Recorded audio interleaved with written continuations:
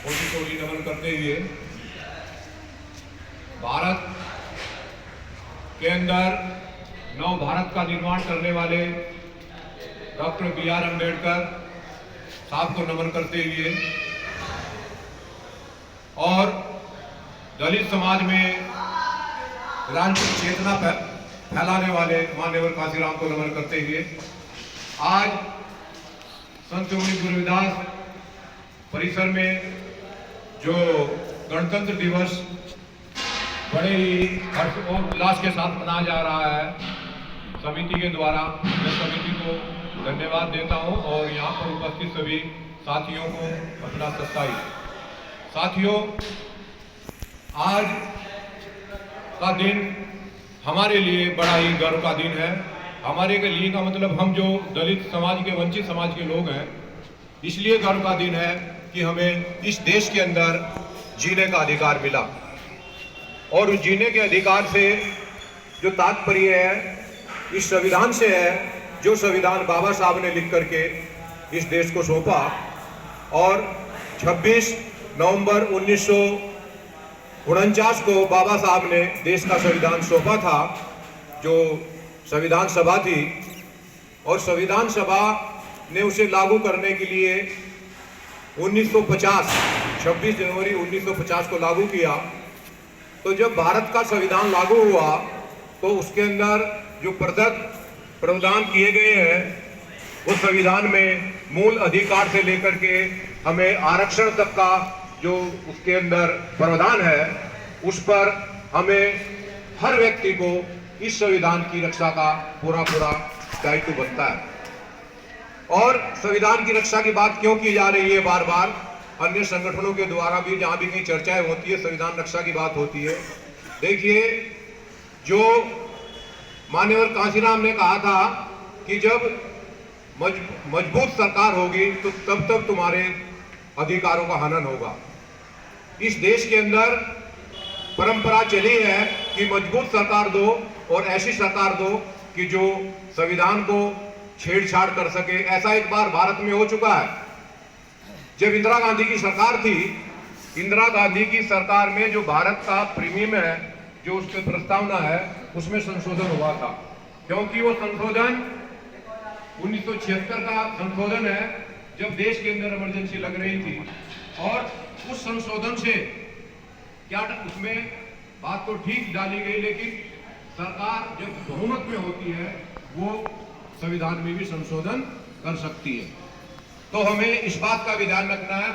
और संविधान दिवस मनाने का तब फायदा है तब हम लोकतंत्र की सही भावना को पहचाने। लोकतंत्र की सही भावना क्या है? लोकतंत्र की सही भावना है वोट। जो वोट है, इस वोट का जो अधिकार बाबा साहब ने दिया है, उस अधिकार को हम कैसे और किस व्यक्ति को दें, किस विचारधारा के साथ दें।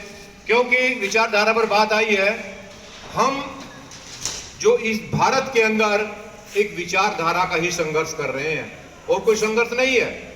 जातीय संघर्ष इतना बड़ी बात नहीं है, लेकिन एक विचारधारा का संघर्ष है कि उस विचारधारा से हम जुड़ करके जो विचारधारा हमारा हर बार नुकसान करने का काम करती है, उस विचारधारा से हमें नहीं जुड़ना चाहिए।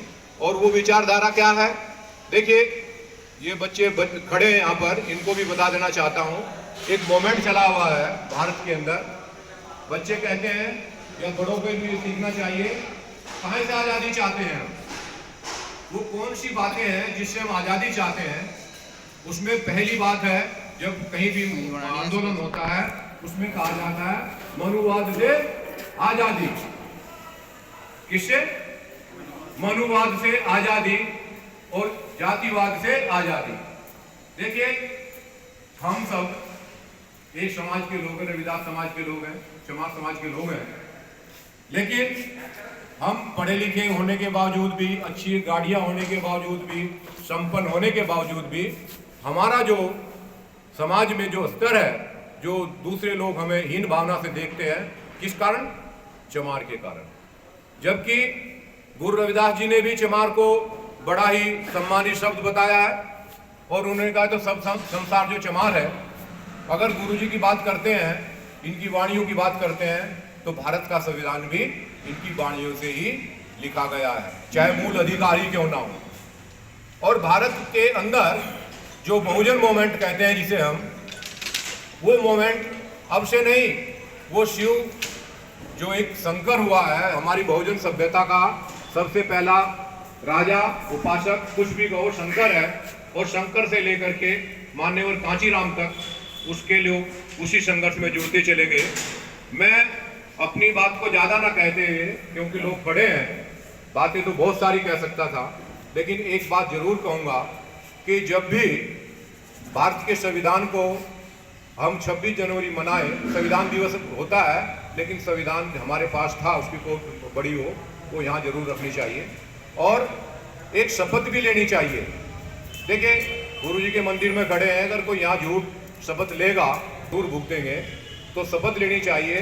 एक उसमें कहा, जिस देश जात में जन्म लिया बलिदान उसी पर हो जाए। ये प्रेयर होती थी पहले जब हम प्राइमरी स्कूल में पढ़ते थे। तो ये भारत जातियों का देश है। मैं जाति की खंडन की बात नहीं कर रहा कि जातियों से अलग रहना चाहिए। जब जातियों का देश है तो हमें इस जाति को इतना गौरवान्वित करना है, इतना सम्मानित करना है कि हम अपने आप को सीना ठोक कर कह सकें कि हम चमार हैं। देखिए, अगर हम चमार इतिहास की बात करते हैं, चाहे वो बहुत सारे इतिहास की बात में जाते हैं, तो आज भी उदाहरण है बहुत सारे ऐसे। एक नया प्रोडक्ट चमार के नाम से आया, टी चमार के नाम से है, बहुत सारी चीज़ें हैं। लेकिन हम चमार कहते हैं डरते हैं, क्यों? कि शायद हमें क्षणिक लाभ के लिए, ट्रेन में सफ़र कर रहे हो, कहीं भी चल रहे हो, क्षणिक लाभ के लिए हम अपने उसको छुपा लेते हैं।